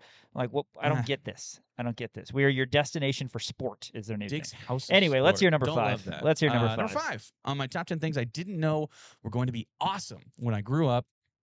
Mowing the lawn. I knew that was going to be on there. I knew that that's what I was doing. Yard work in general. Yesterday. Did you get it done before the sun went down? I certainly did. My girlfriend was not thrilled about me that I did not mow the lawn while she was gone. Turns on out vacation. you did. I did mow the lawn. I got it in just in time after the slow pitch softball game. It was and right before you got her from the airport. It was a little dark when I ended up finishing, so the lines probably aren't the best. Yeah. But going out there and seeing those lines, you're like, man. Today, I'm sure they look fantastic. Yeah. No, they don't. But it's done. But usually, like, I love it. I remember I used to have to mow lawns. Like when I was a kid, I used to mow my parents' lawn. They started me off doing it when I was like probably way too young. I was like 11, and I hated it. It was even a riding mower, and all I had to do was like drive around and do a terrible job of mowing the lawn. But I never liked doing it. Right now, I absolutely love it. And me and my girlfriend will be out. We made a little garden. You haven't been over to the house since. We made a little garden area next level to thing. So good. The next level things, trimming the hedges. Yeah. Weed eating is huge in terms of that. I hate weed eating though. See, I don't dislike it. I always get stuff like flying in my face. That's the only reason I don't like it. Wear your safety goggles, man. See, that's the thing. Yeah, but your yard is not going to look good if you mow and don't weed eat. I know. I know, and that's the thing. We don't have a weed eater. We did buy. You don't have one? Yikes. You can borrow mine. Little callback. We do have a leaf blower though, so that's been nice. There is that. That's not gonna eat your weeds. No, it won't. I'm just saying. I have, and we and Piper likes to pull weeds too. She finds that satisfying, which I think is great. But also get to line up the edges. Your back is not in a place right now to where you can be bending over and pulling weeds. No, not at all. It's a good thing that she's got that. But we did a bunch of yard work. We moved some rocks and stuff. I mean, again, this goes back to what it was, right? If I was 11 years old and you said, "Hey, we're gonna do some gardening today, and you're gonna mow the lawn and move a bunch of rocks," I'm gonna stay inside and eat gummy worms and watch SpongeBob. When I was 25 years old, I'd say that. But now I have the most rhetorical question in the world for you. Do your beers taste better after you've done a day's worth of yard work? That was on my top 10 beers list. Yeah, I did my top 10 beers, and I think that might have been like number 3. What was number 1 on that? Free. Oh, free of beer. Course. Yeah. Free beer is number 1. Free beer on that one. I'm pretty sure the airport beer was snubbed for some reason. I thought I had it on there. I think it was snubbed because that was a topic of conversation. I love an disastrous oversight. Beer. I know. I haven't been. Yeah, I haven't been on many flights since I've been of age. But when I did go up to when I went to London and Sweden, that was great. You can fly even if you're a baby. No, I know. There's not of age to drink. I'm not going to be a baby drinking on an airplane. That's insane. That's proud of you. Thank you. I appreciate that. I have morals.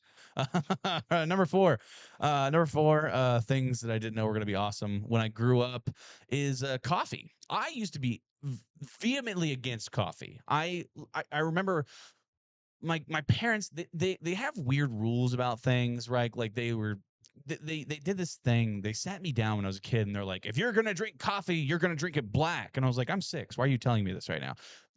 And then they allowed me to drink coffee. I had to try coffee, I think, for a class or something. I tried it. Tastes like dirt. I was like, I'm never going to drink this ever again. This is horrible. I don't like it. It sucks. And then because I in my brain, like my parents telling me to drink black coffee always rattled around. Eventually I turned like 23 and I was like, don't have to boss me anymore. Like I can do whatever I want. So I started putting all this, chocolate syrup and sugar and all this stuff. Gained like 15 pounds. It was worth it, but then I gradually have gotten to where I drink black coffee now, as you know. So now I actually do. I understand it now, where I think they were probably trying to keep me away from the sugar, which makes sense. But I love coffee now. I would describe my feelings toward coffee as, wait for it, vehemently against. See, that's the thing. That's where we differ. That's the crazy thing about. So I'm a black coffee drinker. Sean only Dude, drinks energy drinks. You have 7 I do. tumblers of old coffee that you need to take home and wash on your desk. I know. They're probably growing mold right now. Oh, Sean doesn't drink coffee. He only drinks energy drinks with a skateboarding lizard on the side. I think they come at the gas station. Do they come with a free wallet chain and a pair of DC shoes? I think believe so. Yeah. There's a special The that they're doing. sunglasses that only work if you have them on your neck backwards. Right, exactly. Yeah, right. Yeah, it comes with a FUBU football jersey. Yes. Yeah. No, it's and Jenko jeans. But man, no shame, that's no shame. the only thing that you drink. That and probably that's insane to is me. the best way to describe our personalities, because you are younger than me but act older. I'm Yes. older than you but act younger. The energy drink versus black coffee is Yeah, just a perfect microcosm absolutely. of that. He did.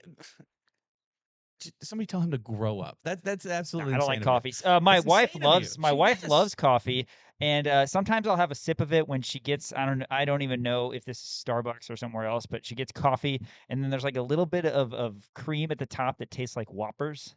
Ooh, that's like, fun. who I love a melted what is it, malted milk ball? Melted, no, melted, not melted, melted, malted milk ball. Yeah, I prefer malts. Am I having a to stroke? shakes What's wrong also. with me? Malts Yeah. to shakes. No, yeah. I'm there. I'm with you. I actually I agree with that. No, just try drinking coffee because it's better. I mean, it's 0 calories. It's just water and like coffee beans. You As shouldn't be opposed having to 5 a day, the which stuff you that have you done. drink. It glows in the dark. That cannot be healthy for you. I'm not saying it's healthy. It tastes it's better. radiating. It makes a sound. It's crazy to me. I'm pretty sure if you use one of those like radiation detectors, it'll pick it up. I've dumped it on my beeping like skateboard before, and it does glow in the dark. I believe, it's crazy. yeah, on your Yeah, skateboard, yeah.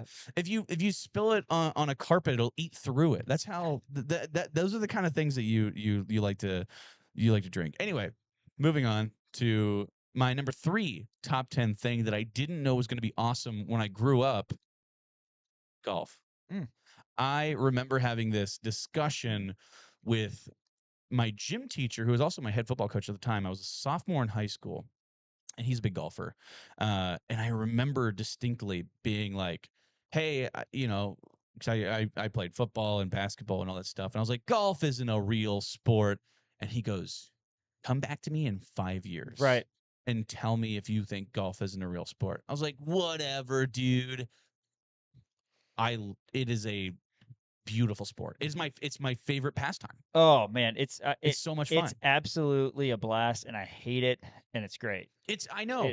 I mean, You that's hate the it- thing, is it keeps you Yeah. coming back, unlike anything else, because it's you against either yourself or you against the course. That's what it Right. is, and it's just the ultimate battle of a man. It is. I'm It's a like you. mental sport. I didn't get started until at some point in my 20s, and God, it's just a blast though. It's a great It's- way to spend a day. It is. And your nature. I you're mean, drinking if you do it beers. right, you're not uptight about how you play. Correct. Right? But it's just Yeah. an enjoyable time. You can't get hyper competitive yeah. about it. You But and I also- should go out to Ottawa and play a full 18. They get a nine-hole course I've over been out there. there. But Yeah. it's nice enough. It's a nice little course for, out there. for I've seen it. beginner to intermediate golfers. I have a buddy who lives good at the time. links. I'll golf with him every once in a while. Cody? Yes, Oh, Cody. shout out, Cody. Shout out Cody. Eagle Bend, the Orchards. I mean, I've been all over the place here.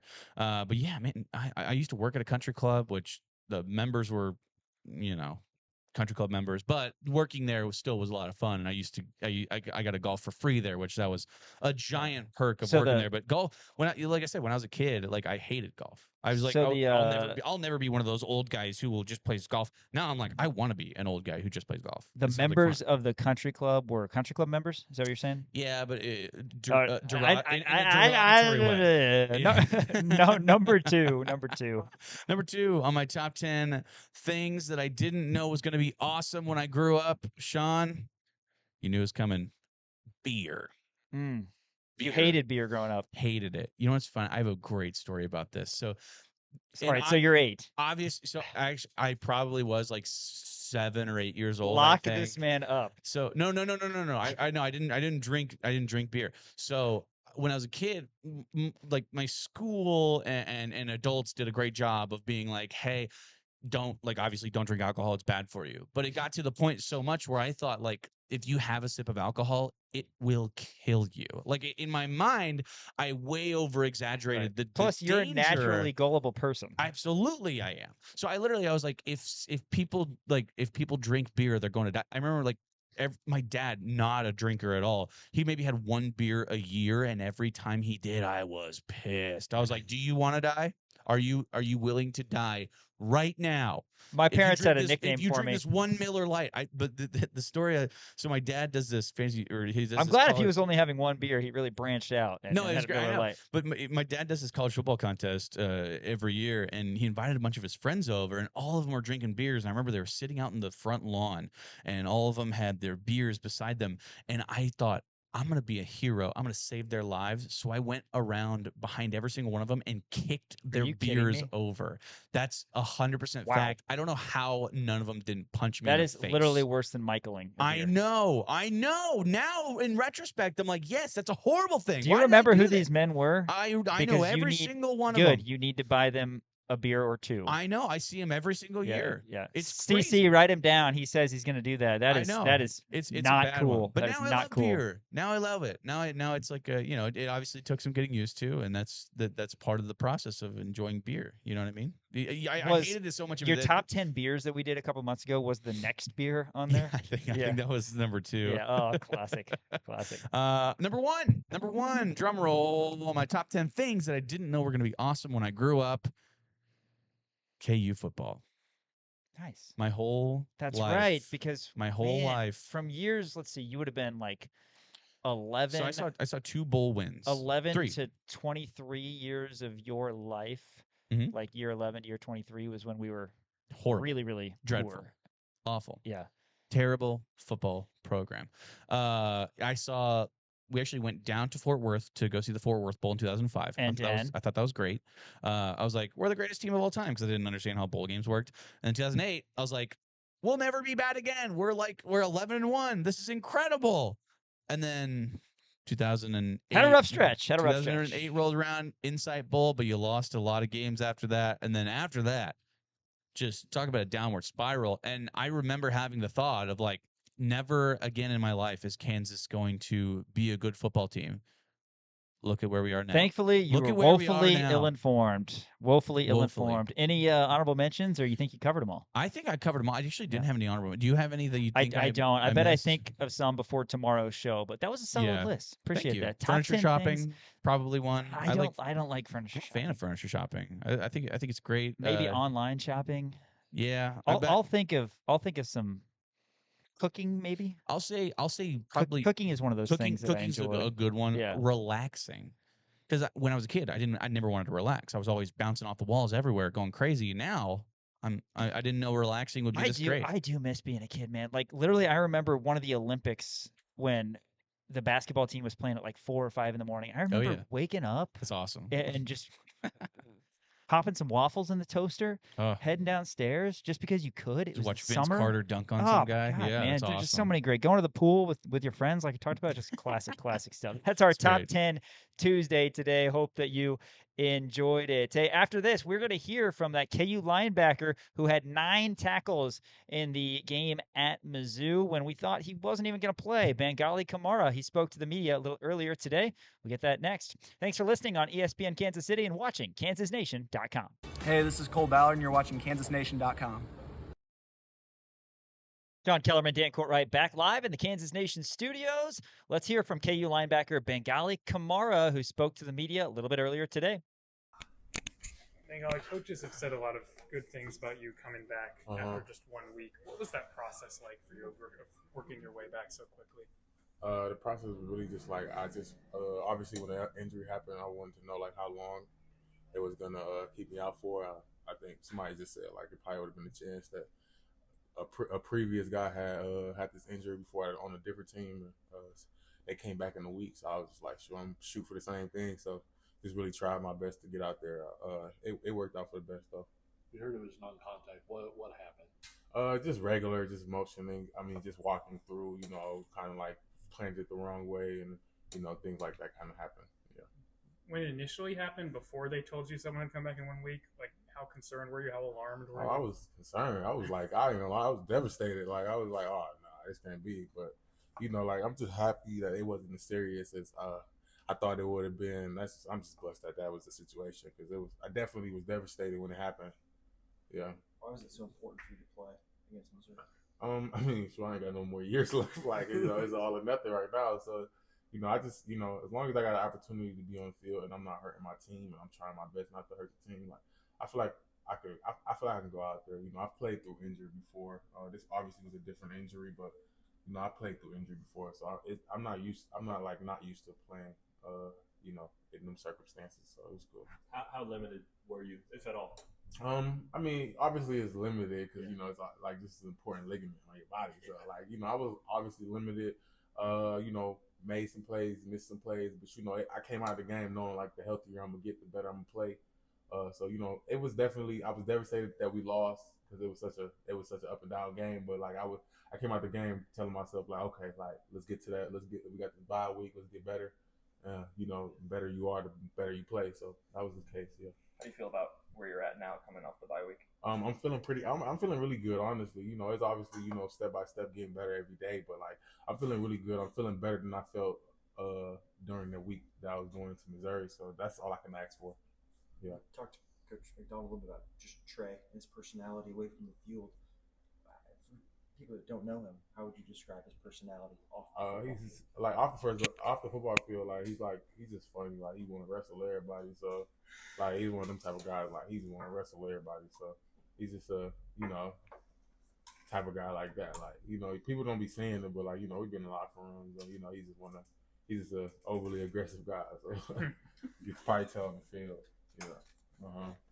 You've seen a lot. What does it take to do well against a tempo team like this? I think just getting lined up, getting the call. I think getting lined up is the most important. You don't want to be offside. You don't want to like be on the wrong side of the field or be on the wrong side of the blitz. So like getting lined up, getting the call, and then playing. Like that's the most important thing when it comes to tempo. I think like once you kind of make some plays, you can kind of slow down the tempo a little bit more. Like the more physical you kind of get, but you know. Tempo is tempo, man. You know, I've seen it all, so it's it's just another game to get prepared for. What are some things that the coaches have done to help get you guys prepared for to make those that fast? Just the scout team guys, they do the tempo pretty well. They do the tempo really good. So like that's one thing that like prepares us is like the scout team guys simulating as best as possible to do the West Virginia's offense, which is that's all we can ask for right now. Obviously, it ain't gonna look like a real thing, but that's all we can ask for right now. Lance talked about having your back turned to the line of scrimmage or running around the goalposts. Are you doing things like that too? Nah, I don't think my back is turned. Well, before the snap, and then having to react when it goes. Nothing like that. Nothing like that right now. It's very very fast though right now though. That's for sure. It's very fast right now though. But yeah. When you were limited, did you see anything from the linebackers behind you that stood out at all? Just the readiness to come back to come in to fill a role. You know, like when it comes to position, like when it comes to depth on in football, it's like it could be anybody's turn any week. You know, I go down, John gets a targeting penalty in the first quarter, and now Logan has to play 30, 40 plays. So it's like just being ready is what you can ask for. Like that's more than enough, you know. Yeah. With you being in Pittsburgh, what memories do you have of playing West Virginia? I have some good and bad ones. You know, I think I'm 1-1 against them. So obviously I'm trying to turn it around. But it's gonna be fun though. You know, I'm very used to like the intensity that comes with playing West Virginia. So it's gonna be a fun game to play for sure. You didn't try to tease each other at all? Backyard brawl going on? Nah, we was playing a little bit around about the game, but we weren't really serious though. We was just playing around though. What is Trey like as an on-field communicator? I think he's really good at it. You know, he's definitely like he turns. It's like a switch. So like when he gets into the field of play, he's kind of like trying to command everything and stuff like that. He's been doing a good job of it, so I appreciate that. What has been the point of emphasis in the bye week? Getting healthy for everybody, like getting your body right. Obviously, getting better. If that's some guys, it's probably getting healthier. If some guys, it's getting the playbook. So everything was just trying to figure out like individually what you guys could get better at for the bye week. So that was just it. Yeah. Mm-hmm. Has Joseph been getting a little bit closer? Yeah, Joseph's been practicing. You guys look out for him. He could be right. He could be getting around. He could be playing this week. What did you think of John? I mean, playing in a big game like Uh-huh. that, obviously. He handled it right. Yeah. He handled it right. And that's good for him. His experience with a young player to get that type of experience is really good for him. He handling it right for sure.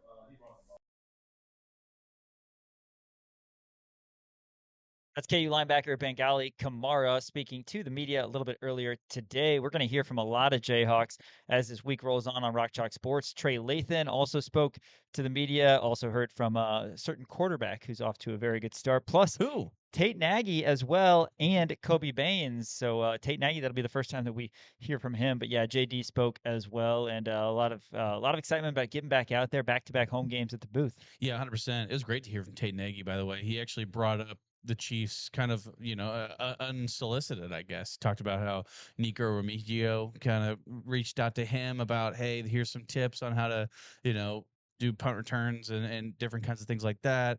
Also, Coach Tobe, the special teams coordinator for the Chiefs, reached out to him to kind of work on him with that. So obviously, good guys to kind of have in your arsenal to talk to about returning punts at the collegiate level, which is really exciting. But yeah, I know with Bangally Kamara, though, the guy that we just heard from, I mean, you loved hearing from him because talk about a guy who just gritted it out and a guy who wants to be out there on the field. He was asked about it, like, hey, what went into you wanting to go back out there so eagerly against Missouri? He's like, this is my last year. Like, I need to go out there and improve myself and put out some, and get out there because this could be my last go around. I mean, it is his last go around in college, right? Obviously, he aspires to play at a higher level, but at this point, yeah, this is his last year in college, so he wants to go out there and play in as many games as possible to try to make a difference, to try to win games for the University of Kansas. Also thought it was a little funny.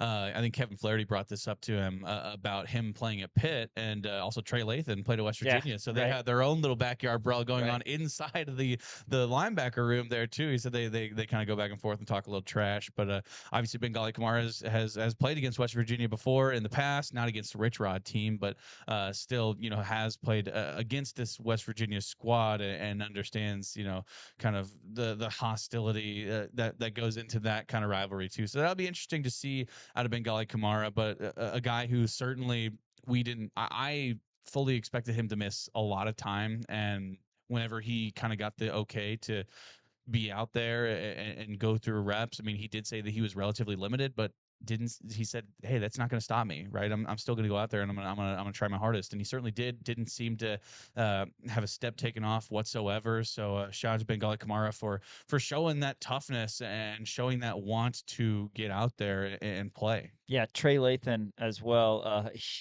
He was brought up as somebody who Bangally says is always wrestling people in the locker room. I asked Trey about that, so make sure you're locked in later this week on Rock Chalk Sports because that was kind of a funny interaction. Somebody asked Bangally, I think was it Kevin? Yeah, who asked Bangally about Trey Lathan. He's like, man, he's always wrestling people in the locker room. What like an overly aggressive guy, he said. But that's so funny. Yeah, Trey was smirking and laughing. What a great character trait to have. It's like, oh, he's a good guy, or he's a good leader. No, he's loves to wrestle people. He's like let's get in there and grapple with guys. Not the answer that we expected. No. But yeah, we'll take it. Hey, after this, we're going to recap Monday Night Football. Couple games, including Chargers Raiders in the AFC West. We're going to revisit Dan's game picks and see if they went as dreadfully, if that's a word, as Sunday's slate did for Dan Courtwright. After this, you're going to have all sorts of Monday Night Football coverage on Rock Chalk Sports, KansasNation.com. Thanks for listening as well on ESPN Kansas City. This is Dale Highshaw, and you're watching KansasNation.com. To Rock Chalk Sports here on KansasNation.com. Thanks for listening as well on ESPN Kansas City. Sean Kellerman alongside Dan Courtwright. And I got a little KU basketball news for you before we get into Monday Night Football. Also want to plug the Royals. They didn't play yesterday.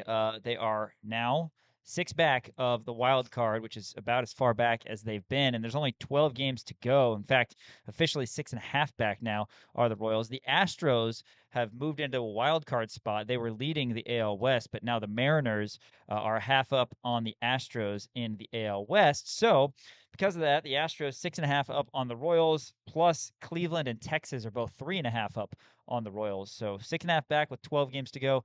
Not very good. Right now, Dan, the record is 75-75. So we have been trending 81-81, trending this whole way. That was kind of the fear as the season went on. Granted, you haven't had key players, particularly the pitchers. I mean, the Royals have had long stretches without Chris Bubich, Cole Reagans, Seth Lugo, Michael Waka. Waka's back tonight, but they've had to deal with injuries and then just overall not getting enough offense. Yeah, I mean, it's the injury bug. Is like you were saying, right? Obviously, you need those pitchers out there because, and I feel like we're beating a dead horse or feeding a fed horse, if you will, about this, where it's like, hey, you know. Kansas City needs to score runs, and if you have your pitching staff, throwing out there, going out there and pitching shutouts or pitching, 1-2 run games, and your offense isn't able to keep up with that, I mean, it's just absolutely embarrassing. And without that pitching staff, the Kansas City Royals are a substantially worse team. So obviously glad that Waka is back. You know how I feel about Michael Waka. I was a certified Michael Waka hater. I'm back on the Waka train now. I still think he's fine. I'll give it to him. He's fine. I like him now. I used to be a certified Michael Waka hater. But as of right now, 6.5 games back, I think is what you said, just doesn't feel doable to me. Now, obviously, crazier things have happened before in the past, but I think at this point they're probably booking their vacations for October. Yeah, if you win your next 12, your final 12, then you have a shot. You're 87-75, which is about right for a playoff team. But that requires winning. I guess it's positive that your next 3 are against the Mariners, who, like I just said, they're leading the AL West. But should they lose 3 in a row to the Royals, they probably won't be, and they would be that wild card team that you're chasing. But yeah, gotta jump Cleveland and Texas as well. Also want to point out Bobby Witt Jr. was named the Royals representative for the Roberto Clemente Award, baseball's most prestigious individual honor. Annually recognizes the MLB player who best represents the game through extraordinary character, community involvement, philanthropy, and positive contributions both on and off the field. Bobby Witt, 25 years old. He's Major League Baseball's Play Ball ambassador, which helps MLB encourage youth participation in baseball and softball. He's helped increase literacy rates in the Kansas City metro area, make special visits to the Dream Factory, which grants the wishes of youth with life-threatening or chronic illnesses, and also a strong supporter of organizations working to create awareness and fight ALS. So aside from being one of the best players in baseball at such a young age, Bobby Witt Jr. also recognized for his work in the community. Last thing on the Royals side of things, it is Michael Waka on the mound tonight. We should see Cole Reagans. Haven't seen him in a long time. He's going to be back this homestand. That'll be good, but you got to roll off a bunch of wins in a row if you want a chance at October baseball for the second consecutive season. But excited to see those guys back. Got to start winning. That's the only option. Also, got to shout out Salvador Perez. 300 career homers, 1,000 career RBIs, and it happened on the same pitch. Yeah, Same pitch. It was the same pitch. 300th homer was his 1,000th RBI. So shout out to the captain. Yeah, that's so cool. I love that for Salvi. I remember early when we started doing our show, I asked Lesky about whether or not Salvador Perez was a bona fide Hall of Famer. I think I said yes immediately, but you did. Lesky felt there was a little bit of hesitation. Maybe he could have been an old guy, but I mean, if Salvi, how many more years realistically do you think Salvi has? Maybe a couple, but yeah, just the 8th catcher all time with 300 homers. That's the thing. He's got one of the 2 World Series appearances, World Series MVP. He's the Royals record holder for most home runs in a single season with 48. So yeah, he's got to be right. I think. It's I mean, obviously, Royals Hall of Fame, but I mean, MLB Hall of Fame, is he first ballot? Yes. That's going to be. You think he's first ballot? I'm going with it. First ballot for Salvi? It's Salvador Perez. I know, but all right, fine. First ballot. I'll give it. Book it. I'll let you think that. That's fine. I hope so. I'm not saying that I want it to happen. Hey, some KU basketball news. Just in terms of recruiting for the upcoming year. Obviously, we haven't even gotten to 2025, 2026 yet, but still. Coaches are always hot on the recruiting trail. Trent Perry, he plays for Mocan Elite, which, if you're familiar, is Missouri, Kansas, and a lot of notable names have played for Mocan Elite back in the day. Most notably Ochai Baji, as well as Christian Brown, which actually Trent Perry said that they actually reached out to him about coming to Kansas and saying, hey, it's a really obviously Bill Self is an incredible coach, and you really should stick around kind of where you are. So I thought that was really cool. That he kind of went into detail talking about his experience. I just thought this was a great quote from him. And he was asked about Bill Self. He said he's a really funny coach. That was one of his quotes, which I think is great. Because I mean, you and I have been in the press conferences and we've had interactions with Bill Self. He's quick-witted for sure. He's so quick-witted. He knows how to hold court. That's what he's good at. He's good at holding court. He's always got a great story to tell or a quick a quick little quip about something. So I love the fact that that these recruits are like, yeah, man, he's hilarious. He's a great, because you could go to UConn and you could be with a guy like Danny Hurley, who I can only imagine is the least funny person in the world, right? And with Bill Self, you got to get that tug and pull of like, yeah, he's a hard got the coach, but charm. also he's got the charm. Charm is the right word for it. Also, some word on Taylor Kinney. I know that he's obviously a very sought after recruit, and it's down to, I believe, 5 teams as of right now. September 28th is when he's going to be announcing. Sources are saying that he's leaning heavily towards Kansas. I think there's a crystal ball or two. Yeah, crystal ball. I think he has 1 or 2 crystal balls saying that he's going to be coming to Kansas. So that's going to be obviously fantastic, and obviously Bill Self and company, they're looking forward to the next year, because you are going to be losing a lot of guys, and the way that college basketball plays out obviously is you have a lot of turnover year in and year out, especially with NIL and the transfer portal. There it is, NIL and the transfer portal. So it is what it is, but I like to see the momentum moving quickly at this point, especially after for teams after the season, when the season hasn't even started yet. Obviously, we're excited for this team, but it's always fun to kind of look towards the future and say, oh yeah, that's going to be a good piece. He could definitely fit here whenever this guy leaves, or vice versa. Yeah, well, we've talked about this, I think maybe even on yesterday's show, but if KU is able to get a commitment from Taylor Kinney, just going to be magical watching both Darren Peterson and him out there on Allen Field. I mean, right on James Naismith What are court, the odds? those two guys playing together, plus DP will only be a sophomore. Right, yeah. I mean, yeah, they're going to be young, but that is a big-time duo. If Darren Peterson stays for his sophomore year, something went horribly wrong. That is what I'm gonna. Yeah, we don't want Darren Peterson here for his sophomore year, only because if he plays like we expect him to play, then he'll be drafted either first or second overall in the NBA draft. So I kid, of course, but yeah, it's September 28th, which is going to be a week from Sunday. That's right. Is going to be the announcement from Taylor Kinney, at least verbal commitment on that front. Hey, Monday Night Football happened yesterday. Chargers are 2-0.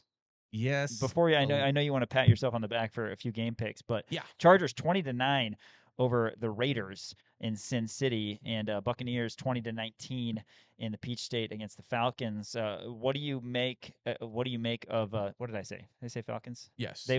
Week 1 was the Falcons. Yeah. Last night it was the Texans. But what do you make of the Chargers going to 2-0? Because somebody was going to be 2-0. Chiefs were going to be 2 games back, but they've looked impressive through 2 weeks. I think the most important thing is that they're 2-0 in the AFC West right now, right? They've only played the Chiefs and the Raiders. So that's the thing that concerns me probably the most is the fact that they have this jump on the Chiefs right now in the AFC West. Now, granted, it was the Raiders, and I don't think the Raiders are very good. I think they have good pieces around them, but I'm not a believer in Geno Smith, I guess, even though that goes directly against what I said yesterday. I think I said that he's got a little bit more juice left in the tank after watching him yesterday. Wasn't crazy about it.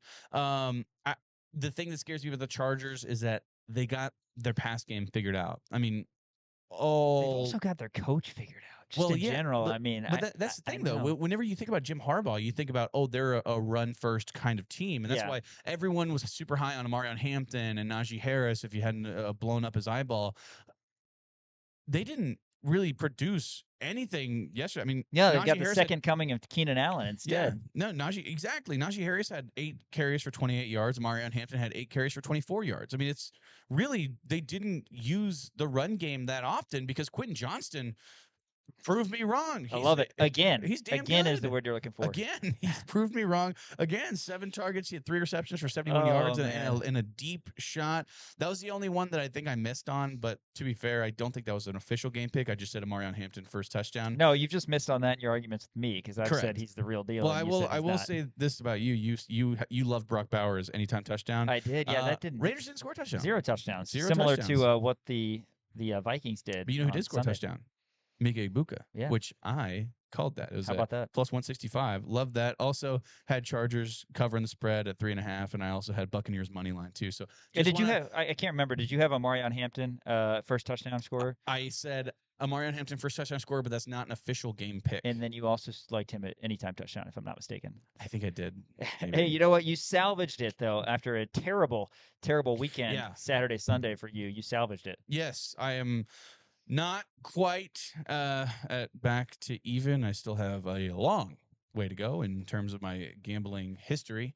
But hey, I felt pretty good about Monday Night Football. That's all that matters. Hey, you mentioned the fact that the Chargers had started 2-0 against AFC West teams. Well, they get the Broncos next as they head to back home to take on the Broncos 3:05 on Sunday. The Chiefs get another NFC team as the Giants will host the Chiefs Sunday Night Football, and that's going to be trickier than we talked about probably over in the offseason. We were looking at the schedule. We mentioned yesterday, Russell Wilson threw for 450 yards. They looked pretty good against the Cowboys. A bad Cowboys defense, a Cowboys team defense we expect to be terrible, but still, that's 450 yards, and they got a certified star and Malik Neighbors. So that's going to be a challenge for the Chiefs, and certainly trickier than we thought it would be, but hopefully they get it done on Sunday night.